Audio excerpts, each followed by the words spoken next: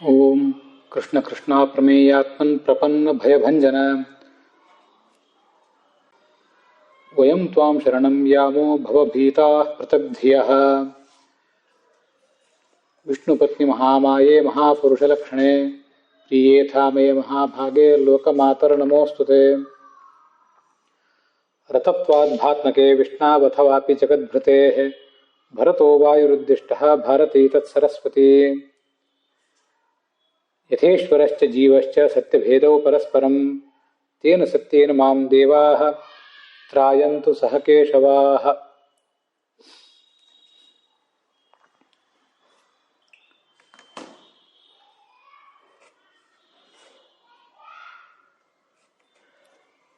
ಶ್ರೀ ಗುರುಭ್ಯೋ ನಮಃ. ಮಹಾಭಾರತೆ ಆಶ್ವಮೇಧಿಕಪರ್ವಣಿ ಅಯಂ ಏಕೋನಚತ್ವಾರಿಂಶೋತ್ತರಃ ಶತತಮಃ ಭಾಗಃ 139ನೇ ಭಾಗ. ತತ್ರ ಭಗವತಾ ಕೃಷ್ಣೇನ ಪ್ರೋಕ್ತಾನ್ ವೈಷ್ಣವಧರ್ಮಾನ್ ಶೃಣ್ವತಾಂ ಅಸ್ಮಾಕಂ ಅಯಂ ಸಪ್ತೋತ್ತರಃ ಶತತಮಃ ಅಧ್ಯಾಯಃ ಪ್ರವರ್ತತೆ. 107ನೇ ಅಧ್ಯಾಯ. ತತ್ರ ಪ್ರಾಯಃ 20 ಶ್ಲೋಕಾಃ ಸಮಾಪ್ತಪ್ರಾಯಾಃ ತಿಷ್ಠಂತಿ. ಆಹಾರಶುದ್ಧೋ ಸತ್ವಶುದ್ಧಿಃ ಇತಿ ಛಾಂದೋಗ್ಯೋಪನಿಷತ್ ಭಣತಿ. ಯದಾ ಆಹಾರಶುದ್ಧಿಃ ಭವತಿ ತದೈವ ಸತ್ವಂ ಅಂತಃಕರಣಮಪಿ ಶುದ್ಧತಿ ಇತಿ. ತತ್ರ ಛಾಂದೋಗ್ಯೋಪನಿಷದಿ ಗುರೋರ್ವಿದ್ಯಾ ಸ್ವೀಕೃತಿರ್ಯಾ ಸ ಆಹಾರ ಇತಿ ಸ್ಮೃತಃ ತಚ್ಛುದ್ಧೋ ಜ್ಞಾನಶುದ್ಧಿ ಸ್ಯಾತ್ ಜ್ಞಾನಶುದ್ಧೋ ಸ್ಥಿರಾ ಸ್ಮೃತಿಃ ಸ್ಮೃತಿಸ್ಥೈರ್ಯೇ ತ್ವಾಪರೋಕ್ಷಂ ಹರೇರ್ಮೋಕ್ಷಸ್ತತೋ ಭವೇತ್ ಇತಿ ಛಾಂದೋಗ್ಯೋಪನಿಷತ್ ಭಾಷ್ಯಂ ಮಂತ್ರಮಿಮಂ ವ್ಯಾಖ್ಯಾತಿ. ಗುರೋಃ ಯಾ ವಿದ್ಯಾ ಸ್ವೀಕ್ರಿಯತೆ ಸೈವ ಆಹಾರಃ ಇತಿ ಸ ಏವ ಆಹಾರಃ ಇತಿ ಪರಿಗಣ್ಯತೆ. ತೇನೈವ ಜ್ಞಾನಶುದ್ಧಿಃ ಭವತಿ, ಸ್ಮರಣಶುದ್ಧಿಃ ಭವತಿ, ಮೋಕ್ಷೋಪಿ ಭವತಿ ಇತಿ. ನ ಕೇವಲಂ ಗುರೋರ್ವಿದ್ಯಾ ಸ್ವೀಕಾರಃ ಪರಂತು ಉದರಂ ಭರಣಾರ್ಥಂ ಯಹ ಆಹಾರಃ ಸ್ವೀಕ್ರಿಯತೆ, ये पदार्थाः आह्रियन्ते तत्रापि शुद्धिः भवेत्. अस्मिन् वैष्णवधर्मपर्वणि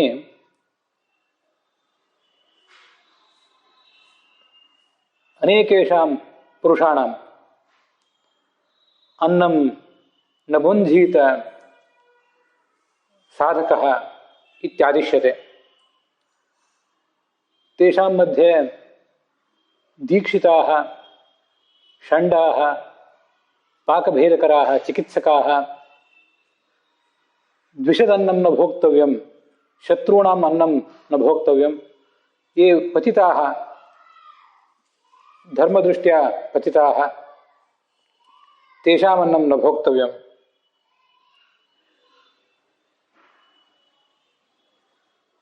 शैलूषी तन्तुवायान्नं कृतघ्नस्य अन्नमेव च कृतघ्नस्यापि अन्नं न भोक्तव्यम् इति ಸೂಚ್ಯತೆ.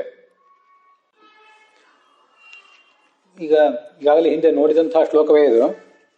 ಯಾರ್ಯಾರು ಅನ್ನವನ್ನು ತಿನ್ನಬಾರದು ಅಂತ ಹೇಳುವಾಗ ಈ ಶೈಲೂಷ ಮತ್ತು ತಂತುವಾಯ ಇವರಿಬ್ಬರು ಕೊಡುವಂತಹ ಅನ್ನವನ್ನು ಸ್ವೀಕಾರ ಮಾಡಬಾರದು ಅಂತ ವರ್ಣನೆ ಇದೆ. ಶೈಲೂಷ ತಂತುವಾಯಾನ್ನಂ ಅಂತದು ಪಾಠ. ಶೈಲೂಷ ಮತ್ತು ತಂತುವಾಯ ಎರಡು ಜೊತೆ ಜೊತೆಗೆ ಇರಬೇಕು. ಶೈಲೂಷಂ ಅಂತ ಬೇರೆ ಇರಬಾರ್ದು, ಮತ್ತೆ ತಂತುವಾಯಾನ್ನಂ ಅಂತ ಬೇರೆ ಇರಬಾರ್ದು, ಸಮಸ್ತ ಪದ ಆಗಿರ್ಬೇಕದು. ಶೈಲೂಷ ತಂತುವಾಯಾನ್ನಂ ಅಂತ ಶಬ್ದ. ಕೆಲವು ಕಡೆ ಶೈಲೂಷಿ ತಂತುವಾಯಾನ್ನಂ ಅಂತಿದೆ. ಅದು ಏನು ಉಚಿತವಾದ ಪಾಠ ಅಲ್ಲ. ಶೈಲೂಷ ಅಂದರೆ ನಟರು ನರ್ತಕರು ಮೊದಲಾದವರು ಇರ್ತಾರಲ್ಲ, ಅವರು ಕೊಡುವಂತಹ ಆಹಾರ ಅಂತ ಅದರ ಅರ್ಥ. ಲಕ್ಷಾಲಂಕಾರ ಇದಕ್ಕೇನು ಅರ್ಥ ಹೇಳಿದೆ ಅಂತ ಅನ್ನೋದನ್ನ ಈಗ ಒಂದಿಷ್ಟು ನಾವು ವಿಮರ್ಶಿಸೋಣ.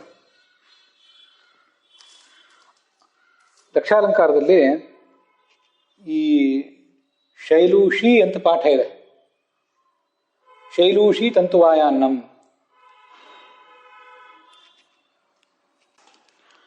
ಇಲ್ಲಿ ಈ ಶೈಲೂಷ ಶಬ್ದಕ್ಕೆ ಏನರ್ಥ, ಅದು ಲಕ್ಷಾಲಂಕಾರ ಅದನ್ನ ಏನು ಹೇಳಿದೆ ನೋಡೋಣ.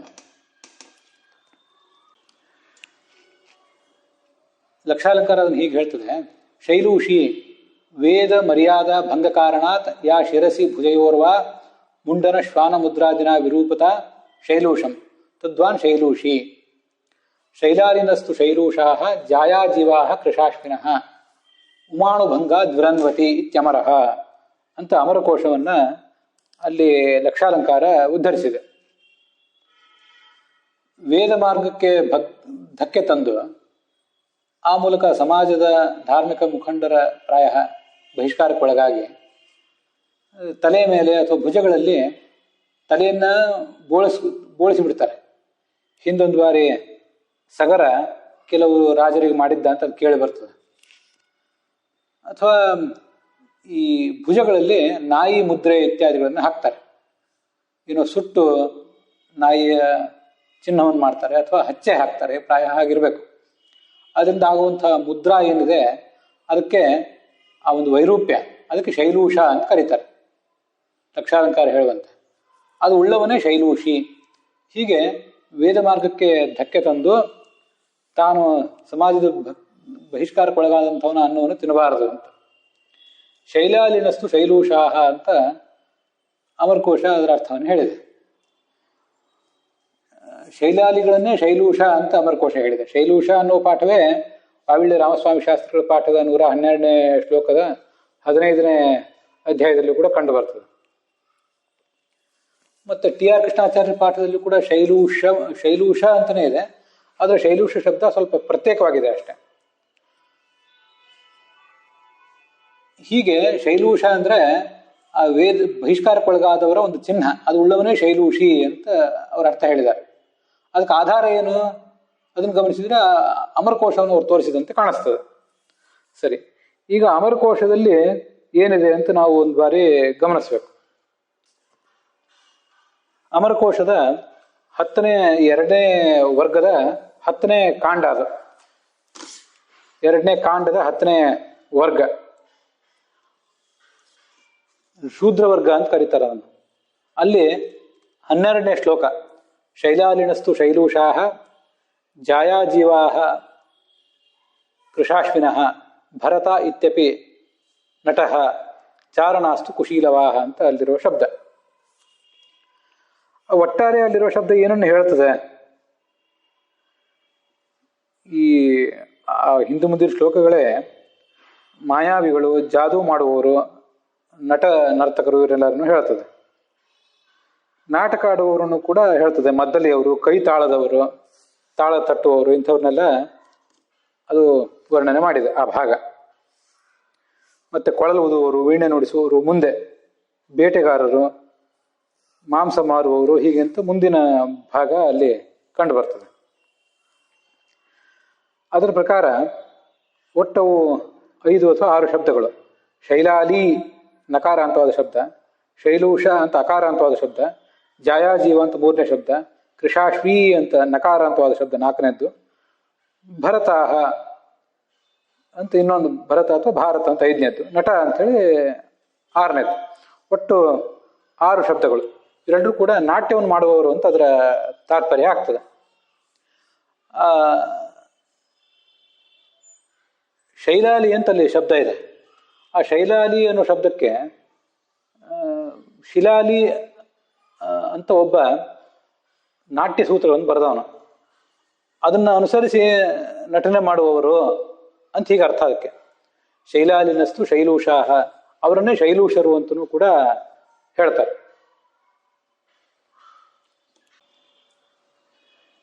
ಈ ಅರ್ಥ ಹಲಾಯುಧ ಕೋಶದಲ್ಲಿ ಕಂಡು ಬರ್ತದೆ. ಮತ್ತು ಅಮರಕೋಶದ ಸುಧಾ ವ್ಯಾಖ್ಯಾನದಲ್ಲಿ ಕೂಡ ಕಂಡು ಬರ್ತದೆ. ಶೈಲೂಷ ಅಂತೇನು ಶಬ್ದ ಇದೆಯಲ್ಲ, ಮುಂದೆ ಆ ಶೈಲೂಷ ಎಂಬ ಶಬ್ದಕ್ಕೆ ಈ ಶಿಲೂಷ ಎಂಬ ಋಷಿಯ ಅನುಯಾಯಿಗಳು ಅಂತ ಹೀಗೊಂದು ಅರ್ಥವನ್ನು ಅಮರಕೋಶದ ಸುಧಾ ವ್ಯಾಖ್ಯಾನ ಹೇಳ್ತದೆ. ಇರ್ಬೋದು ಯಾರೋ ಈ ನಾಟ್ಯ ಸೂತ್ರಗಳನ್ನು ಬರೆದಂಥ ವ್ಯಾಖ್ಯಾನಕಾರ ಆ ಹೆಸರಿನವನು ವ್ಯಾಖ್ಯಾನಕಾರನೋ ಅಥವಾ ಮೂಲ ಗ್ರಂಥಕಾರನೋ ಆ ಹೆಸರಿನವನು ಇದ್ದಿರಬಹುದು, ಇರಬಾರ್ದಂತ ಏನಿಲ್ಲ. ಇದು ಅದರ ಒಟ್ಟಾರೆ ತಾತ್ಪರ್ಯ. ಅದಕ್ಕೆ ಬೇಕಾದಷ್ಟು ಉದಾಹರಣೆಗಳನ್ನು ಕೂಡ ಅವ್ರು ತೋರಿಸ್ತಾರೆ.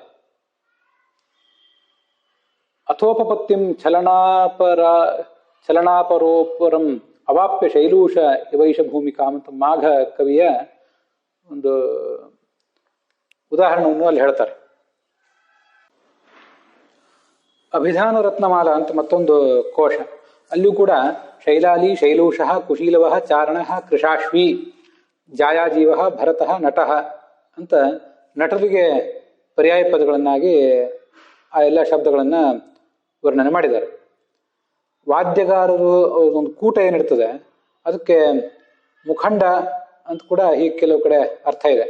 ಅಂತೂ ನಾಟ್ಯ, ಸಂಗೀತ ಇತ್ಯಾದಿಗಳಿಗೆ ಸಂಬಂಧಪಟ್ಟಂಥ ಒಂದು ಶಬ್ದ ಅದು ಶೈಲೂಷ ಅನ್ನುವಂಥ ಶಬ್ದ.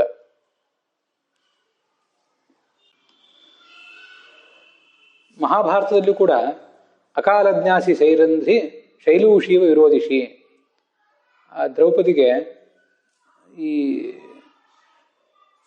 4ನೇ ಪರ್ವದಲ್ಲಿ, ವಿರಾಟ ಪರ್ವದಲ್ಲಿ ಪ್ರಾಯ ಬರುವಂಥ ಮಾತಿದು.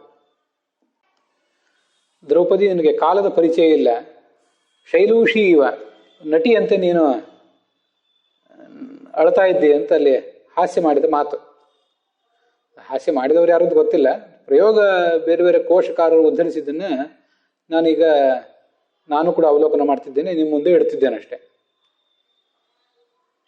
ಹೀಗೆ ಇಲ್ಲಿ ಎಲ್ಲ ಕಡೆನೂ ಕೂಡ ಈ ಏನು ಕೋಶಗಳನ್ನು ನೋಡ್ತಾ ಇದ್ದೀವಿ, ಬೇರೆ ಬೇರೆ ಕಡೆ ಬಂದಿರುವಂಥದ್ದು ಎಲ್ಲ ಕಡೆ ಕೋಶಗಳನ್ನು ನೋಡಿದ್ವಿ. ಮಹಾಭಾರತದಲ್ಲೇ ಬಂದು ಪ್ರಯೋಗ ನೋಡಿದ್ವಿ. ಶೈಲೂಷ ಅಂದ್ರೆ ಏನು? ನಟಿ ಅಂತ ಅಳ್ತಾ ಇದ್ದೆ ಅಂತ ಹೊರತು ವೇದೋಕ್ತವಾದ ಮಾರ್ಗಕ್ಕೆ ಧಕ್ಕೆ ತಂದು ಒಂದು ಬಹಿಷ್ಕಾರವನ್ನು ಹೊಂದಿ ಇದ್ದಂಥ ವ್ಯಕ್ತಿಗೆ ಶೈಲೂಷಿ ಅಂತ ಹೇಳ್ತಾರೆ ಅಂತ ಅನ್ನೋದು ಯಾವ ಕೋಶದಿಂದ ತಿಳಿದು ಬರ್ತದೆ? ಲಕ್ಷಾಲಂಕಾರಕ್ಕೆ ಇದು ಎಲ್ಲಿಂದ ಹೊಳೆಯಿತು ಅನ್ನೋದನ್ನು ಲಕ್ಷಾಲಂಕಾರ ಹೇಳಬೇಕು. ಅದಿಲ್ಲದೆ ಹೋದ್ರೆ ಈ ಒಂದು ವ್ಯಾಖ್ಯಾನ ಸರಿ ಹೊಂದೋದಿಲ್ಲ. ಅದಲ್ಲದೆ ಲಕ್ಷಾಲಂಕಾರದಲ್ಲಿ ಗಮನಿಸಿ, ಉಮಾನುಭಂಗ ದ್ವಿರನ್ವತಿ ಅಂತ ಇತ್ಯಮರಹ ಅಂತ. ಅದೇನು ಉಮಾನುಭಂಗ ದ್ವಿರನ್ವತಿ ಅಂದ್ರೆ, ಲಕ್ಷಾಲಂಕಾರದ ಒಂದು 2-3 ಪಾಠಗಳನ್ನ ನಾನು ತೆಗೆದು ನೋಡಿದೆ, ಅಲ್ಲೆಲ್ಲ ಕಡೆ ಉಮಾನುಭಂಗ ಅಂತಾನೆ ಇದೆ. ಮತ್ತೆ ಅಮರಕೋಶ ತೆಗೆದು ನೋಡಿದರೆ ಅಲ್ಲಿ ಉಮಾನುಭಂಗ ಅಂತ ಇಲ್ಲ. ಉಮಾನುಭಂಗ ದ್ವಿರನ್ವತಿ ಅನ್ನುವ ಶಬ್ದವೇ ಅಲ್ಲಿ ಕಾಣಿಸೋದಿಲ್ಲ. ಅವೆಲ್ಲವೂ ಕೂಡ ನಟನನ್ನು ಹೇಳುವಂಥ ಶಬ್ದಗಳು. ಅದು ಈ ವೇದ ಮಾರ್ಗಕ್ಕೆ ಧಕ್ಕೆ ತಂದಂಥವನ ಪ್ರಸಂಗವೇ ಅದಲ್ಲ. ಆದ್ರಿಂದ ಲಕ್ಷಾಲಂಕಾರ ಮತ್ತೊಮ್ಮೆ ತನ್ನ ಬೌದ್ಧಿಕ ಬರಡುತನವನ್ನ ಪ್ರದರ್ಶನ ಮಾಡಿದೆ. ಅಬದ್ಧಂ ಪಠಿತ್ವ ಕುಚೋದ್ಯಂ ಕರೋತಿ ಅಂತ ಹೇಳಿದಂತೆ ತಾನು ಏನನ್ನು ಹೇಳಿದೆ ಅಬದ್ಧ ವ್ಯಾಖ್ಯಾನಗಳು, ಅದಕ್ಕೆ ಹೊಂದಾಣಿಕೆ ಮಾಡಲಿಕ್ಕೆ ಪ್ರಯತ್ನ ಪಡುವವರಂತೆ ಏನೇನೋ ಅರ್ಥಗಳನ್ನು ಬೇರೆ ಬೇರೆ ಕೋಶಗಳನ್ನು ಬೇರೆ ಉದ್ಧರಿಸ್ತದೆ. ಇದೆಲ್ಲವೂ ಕೂಡ ಎಷ್ಟು ಸಮರ್ಥನೀಯ? ಇದು ಸ್ವಲ್ಪ ವಿಚಾರ ಮಾಡಬೇಕು ಪ್ರತಿಯೊಬ್ಬರು ಕೂಡ. ವಿಶೇಷತಃ ಲಕ್ಷಾಲಂಕಾರವನ್ನ ಕಣ್ಣು ಮುಚ್ಚಿ ಸಮರ್ಥನೆ ಮಾಡುವವರು ಮತ್ತೊಬ್ಬೆ ಅದರ ಶುದ್ಧಾಶುದ್ಧತೆಯ ಬಗ್ಗೆ ಆಲೋಚನೆ ಮಾಡಿ ಅದನ್ನ ಎಷ್ಟರ ಮಟ್ಟಿಗೆ ಮಹಾಭಾರತದ ಅಧ್ಯಯನದಲ್ಲಿ ಅದನ್ನು ತಗೊಳ್ಬೇಕು ಅಂತ ಅನ್ನೋದನ್ನು ಇನ್ನೊಂದು ಬಾರಿ ವಿಚಾರ ಮಾಡಬೇಕು. ಅನೇಕ ಕಡೆ ಮಾಡ್ತಾನೆ ಬಂದಿದ್ದೇವೆ ಇಂಥ ಅಪಚಾರಗಳನ್ನ. ಲಕ್ಷ ಅಲಂಕಾರ ಅಲ್ಲ, ಅದು ಅಪಚಾರ ಅಂತದನ್ನ ಮಾಡ್ತಾನೆ ಬಂದಿದೆ, ಮತ್ತೊಂದ್ಸರಿ ತೋರಿಸಿದ್ದೇನೆ ಅಷ್ಟೇ. ಹೀಗೆ ನಾವೀಗ ಆ ನಡೆದಂಥ 107ನೇ ಅಧ್ಯಾಯದ 17ನೇ ಶ್ಲೋಕ, ಈ ಹಿಂದೆ ಆಗಿತ್ತಿದು, ಅದರ ಮರು ವಿಮರ್ಶೆಯನ್ನ ಮಾಡಿಕೊಂಡೆವು. ಅದರ ಮುಂದೆ ಯಶ್ಚಾಗ್ರೇ ದಿದಿಶುರ್ವಿಪ್ರಹ ದಿದಿಶೂಪಪತಿಸ್ತಥಾ ಉಭಯೋರನ್ನಂ ರಾಜ್ಞಾಂ ಚಾಪಿ ವಿವರ್ಜಯೇತ್ ಅಂತ 21ನೇ ಶ್ಲೋಕವನ್ನು ನೋಡ್ಬೇಕು. ಇಲ್ಲಿ ಅಗ್ರೇ ದಿದಿಶುವಾದಂಥ ವಿಪ್ರಣ ಮತ್ತು ದಿದಿಶೂಪಪತಿಯಾದಂಥವನ ಅನ್ನವನ್ನು ತಿನ್ನಬಾರದು ಅಂತ ಇಷ್ಟು ವರ್ಣನೆ ಇದೆ. ಅಗ್ರೇ ದಿದಿಶು ಅಂದ್ರೆ ಏನು, ದಿದಿಶು ಅಂದ್ರೆ ಏನು, ಇದನ್ನೆಲ್ಲ ಒಂದು ಬಾರಿ ನಾವು ನೋಡಬೇಕು. 2 ಬಾರಿ ಮದುವೆ ಆದಂಥ ಸ್ತ್ರೀಯೊಬ್ಬಳನ್ನ ದಿದಿಶು ಅಂತ ಕರೀತಾರೆ. ಅವಳ ಗಂಡನಿಗೂ ಕೂಡ ದಿದಿಶು ಅಂತ ಹೇಳುವುದು ಇಲ್ಲಿ ಕಾಣಿಸ್ತದೆ ಕೋಶಗಳನ್ನೆಲ್ಲ ಗಮನಿಸಿದರೆ. ಆ ಗಂಡನಿಗೂ ದಿದಿಶು ಅಂತ ಹೇಳ್ತಾರೆ. ತಸ್ಯಾಹ ದಿದಿಶು ಪತಿ ಸತು ದ್ವಿಜ ಅಗ್ರೇ ದಿದಿಶು. ಅವನೇ ಅಂತ ಈಗಾಗಲೇ ಮದುವೆ ಮಾಡ್ಕೊಂಡಿದ್ದವಳನ್ನು ಇನ್ನೊಂದು ಬಾರಿ ಮದುವೆ ಮಾಡ್ಕೊಳ್ಳುವಂತ ಗಂಡು ಅವನು ಬ್ರಾಹ್ಮಣನಾಗಿದ್ರೆ ಅವನನ್ನು ಅಗ್ರೇ ದಿದಿಶು ಅಂತ ಹೇಳ್ತಾರೆ ಅಂತ ಹೀಗೆ ಕಂಡು ಬರ್ತದೆ. ಇನ್ನು ಕೆಲವು ಕೋಶಗಳ ಪ್ರಕಾರ ಕೇವಲ ಬ್ರಾಹ್ಮಣ ಏನಾಗಬೇಕಾಗಿಲ್ಲ, ಬ್ರಾಹ್ಮಣ, ಕ್ಷತ್ರಿಯ, ವೈಶ್ಯ, ಶೂದ್ರ ಹೀಗೆ ಯಾರೂ ಆಗ್ಬಹುದು. ಅವರು ಈಗಾಗಲೇ ಮದುವೆ ಆಗಿರುವ ಸ್ತ್ರೀಯನ್ನ, ವಿಚ್ಛೇದ ಹೊಂದಿದಂಥವಳ ಸ್ತ್ರೀಯನ್ನ ಮತ್ತೆ ಮದುವೆ ಮಾಡ್ಕೊಳ್ತಾ ಇದ್ರೆ ಅವರೆಲ್ಲರೂ ಕೂಡ ಅಗ್ರೇ ದಿದಿಶು ಅಂತಲೇ ಕರೆಸ್ಕೋತಾರೆ ಅಂತ ಬರೆದಿದ್ದಾರೆ. ಒಟ್ಟಾರೆ ಅದನ್ನು ಸರಳವಾದ ಮಾತುಗಳು ತಿಳ್ಕೊಳ್ಳುವುದಾದ್ರೆ 2 ಸಲ ಮದುವೆಯಾದ ಸ್ತ್ರೀಯ ಗಂಡ, ಅದರಲ್ಲಿ 2ನೇ ಗಂಡ ಅಂತ ಹೀಗೆ ಇನ್ನೊಂದು ಅರ್ಥವು ಕೂಡ ಅದು ಕಂಡು ಬರ್ತದೆ. ಆ 2ನೇ ಗಂಡನನ್ನೇ ಉಪಪತಿ ಅಂತ ಈ ಮಹಾಭಾರತ ಹೇಳಿದಂತೆ ಕಾಣಿಸ್ತದೆ.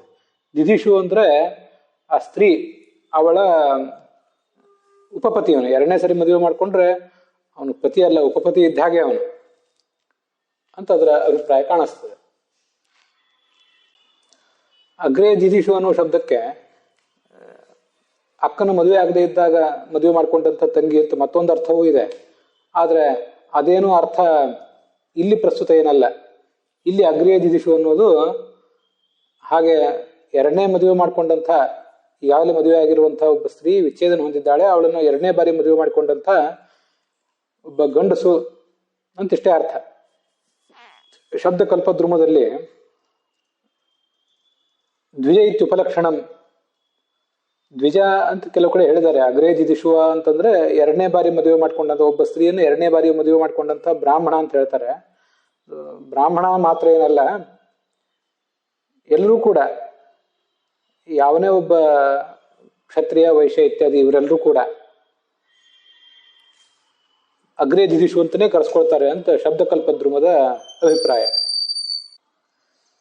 ಲಕ್ಷಾಲಂಕಾರದಲ್ಲಿ ಆ ದಿದಿಶು ಏನಿದ್ದಾಳೆ, ಇನ್ನೊಂದು ಬಾರಿ ಮದುವೆ ಮಾಡ್ಕೊಂಡವಳು, ಅವಳ ಗಂಡ ಅವನು ಬ್ರಾಹ್ಮಣ, ಕ್ಷತ್ರಿಯ, ವೈಶ್ಯ, ಶೂದ್ರ ಇತ್ಯಾದಿ ಆಗಿದ್ರೆ ಅವನನ್ನು ದಿದಿಶು ಅಂತ ಹೇಳಬೇಕು.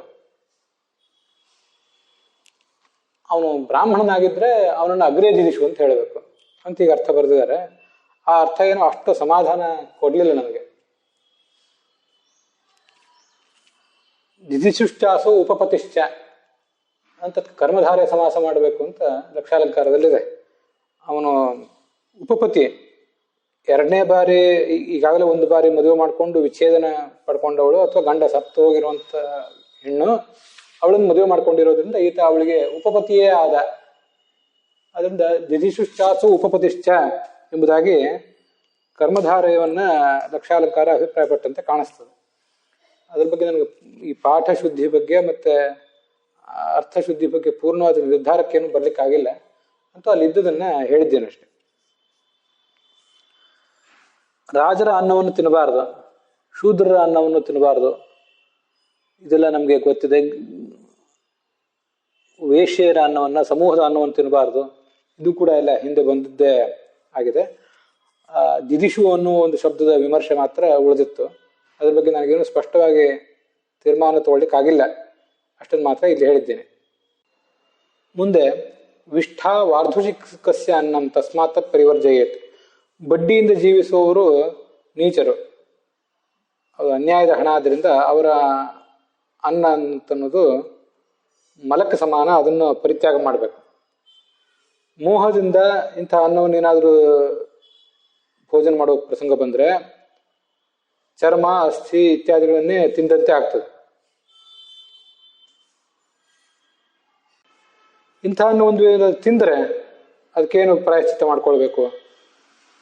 ಭುಂಕ್ತ್ವಾತು ತ್ರ್ಯಕ್ಷರಂ ಜಪೇತ್, ಓಂಕಾರವನ್ನು ಜಪಿಸಬೇಕು, ಗಾಯತ್ರಿಯನ್ನು ಜಪಿಸಬೇಕು ಅಂತಲೂ ತಿಳ್ಕೊಳ್ಬಹುದು. ಬುದ್ಧಿಪೂರ್ವಕವಾಗಿಯೇ ತಿಂದರೆ ಅದರ ಪರಿಹಾರಕ್ಕಾಗಿ ಪ್ರಾಜಾಪತ್ಯ ವ್ರತವನ್ನು ಆಚರಿಸಬೇಕು. ಮುಂದೆ ದಾನಗಳ ಫಲವನ್ನು ನಿನಗೆ ಹೇಳ್ತೇನೆ, ಅದನ್ನು ಕೇಳು ಅಂತ ಕೃಷ್ಣ ಯುಧಿಷ್ಠಿರನಿಗೆ ಹೇಳ್ತಾ ಇದ್ದಾನೆ. ದಾನ ಕೊಟ್ಟವನಿಗೆ ಮಹಾತೃಪ್ತಿ ಇದೆ, ಅನ್ನದಾನ ಮಾಡಿದರೂ ಅದರಿಂದ ಮಹಾಫಲ ಇದೆ, ಎಳ್ಳು ದಾನದಿಂದ ಸಂತಾನ ಆಗ್ತದೆ, ದೀಪದಾನದಿಂದ ಹೊಳೆಯುವಂಥ ಕಣ್ಗಳನ್ನು ಪಡ್ಕೊಳ್ತಾನೆ ಮುಂದಿನ ಜನ್ಮದಲ್ಲಿ, ಭೂದಾನದಿಂದ ಭೂಮಿಯನ್ನು ಪಡ್ಕೋತಾನೆ, ಸುವರ್ಣ ದಾನದಿಂದ ದೀರ್ಘಾಯುಷ್ಯ ಪಡ್ಕೋತಾನೆ, ಗೃಹದಾನದಿಂದ ಶ್ರೇಷ್ಠವಾದ ಮನೆ, ಬೆಳ್ಳಿ ದಾನದಿಂದ ಒಳ್ಳೆಯ ರೂಪವಂತ, ವಸ್ತ್ರದಾನ ಮಾಡಿದವನು ಚಂದ್ರಲೋಕವನ್ನು ಪಡ್ಕೋತಾನೆ, ಕುದುರೆಯನ್ನು ದಾನ ಮಾಡಿದವನು ಅಶ್ವಿನಿ ದೇವತೆಗಳ ಲೋಕಕ್ಕೆ ಹೋಗ್ತಾನೆ, ಎತ್ತನ್ನು ದಾನ ಮಾಡಿದವನು ಅಪೇಕ್ಷಿತವಾದ ಸಂಪತ್ತನ್ನು ಪಡ್ಕೋತಾನೆ, ಮತ್ತೆ ಗೋದಾನ ಮಾಡಿದವನು ಗೋಲೋಕಕ್ಕೆ ಹೋಗ್ತಾನೆ, ಧಾನ್ಯಗಳನ್ನು ದಾನ ಮಾಡಿದವನು ಶಾಶ್ವತವಾದ ಸುಖವನ್ನು ಪಡಿತಾನೆ, ಸುವರ್ಣ ಭೂಮಿ ಇತ್ಯಾದಿಗಳನ್ನು ಕೃಷ್ಣಾರ್ಪಣ ಬುದ್ಧಿಯಿಂದ ಕೊಟ್ಟವರು ಎಲ್ಲರೂ ಕೂಡ ಸದ್ಗತಿಯನ್ನು ಪಡಿತಾರೆ. ಸದ್ಬುದ್ಧಿ ಇಲ್ಲದೆ ದಾನ ಮಾಡಿದರೆ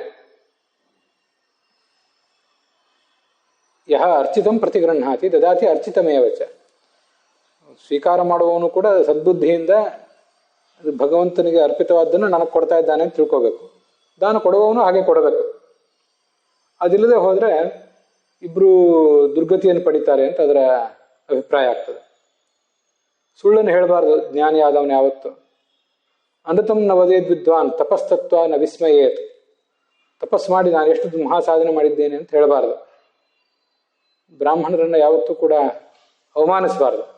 ನಜತ್ವ ಪರಿಕೀರ್ತಯೇತ್, ಒಂದಿಷ್ಟು ದಾನ ಮಾಡಿ ಮಹಾದಾನ ಮಾಡಿದ್ದೇನೆ ಅಂತ ಯಾವತ್ತು ಹೇಳ್ಕೊಳ್ಬಾರ್ದು, ಅದು ಉಚಿತ ಅಲ್ಲ.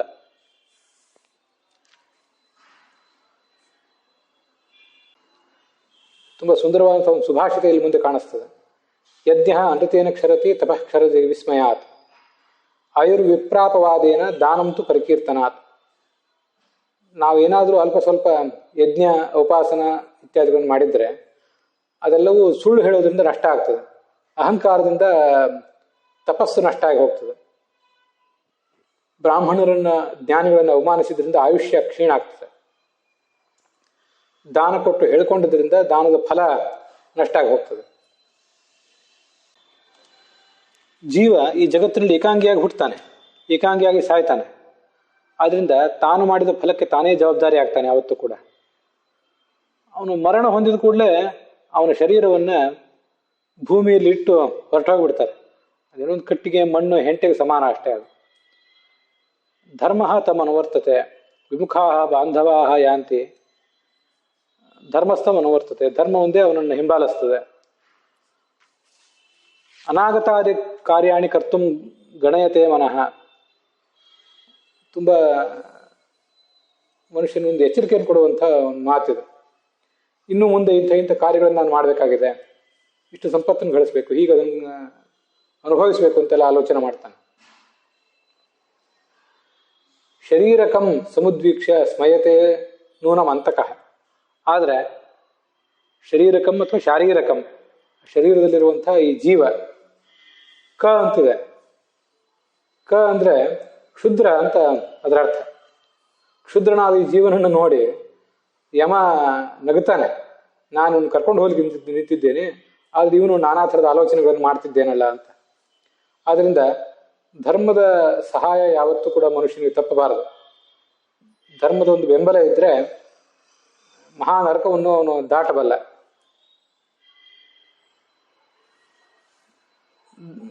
ಯಜ್ಞ, ತಪಸ್ಸು, ಸಂಧ್ಯಾವಂದನ, ದೇವಪೂಜಾ ಮೊದಲಾದ ಇಷ್ಟಗಳನ್ನು ಮಾಡಬೇಕು. ಅದನ್ನೆಲ್ಲ ಇಷ್ಟ ಅಂತ ಕರೀತಾರೆ. ಪೂರ್ತ ಅಂದರೆ ಸಮಾಜದ ಉಪಯೋಗಕ್ಕಾಗಿ ಸರೋವರ, ಧರ್ಮಶಾಲೆ, ಬಾವಿ, ಅರವಟ್ಟಿಗೆ ಇತ್ಯಾದಿಗಳನ್ನು ಮಾಡುವುದು. ಅನ್ನದಾನ ಮಧುರಾಚ ವಾಣಿ, ಇನ್ನೊಬ್ಬರ ಜೊತೆ ಮಧುರವಾದ ಮಾತನಾಡುವವನು, ಅವನು ಯಾವತ್ತಿಗೂ ಯಾವ ದುಃಖಕ್ಕೂ ಒಳಗಾಗೋದಿಲ್ಲ ಅಂತ ವರ್ಣಿಸ್ತಾರೆ. ಅಲ್ಲಿಗೆ ಈ 107ನೇ ಅಧ್ಯಾಯ ಇಲ್ಲಿಗೆ ಸಮಾಪ್ತವಾಗಿದೆ. ವಾವಿಳ್ಯ ರಾಮಸ್ವಾಮಿ ಶಾಸ್ತ್ರಿಗಳ ಪಾಠದಲ್ಲಿ 112ನೇ ಅಧ್ಯಾಯ ಇದೆ.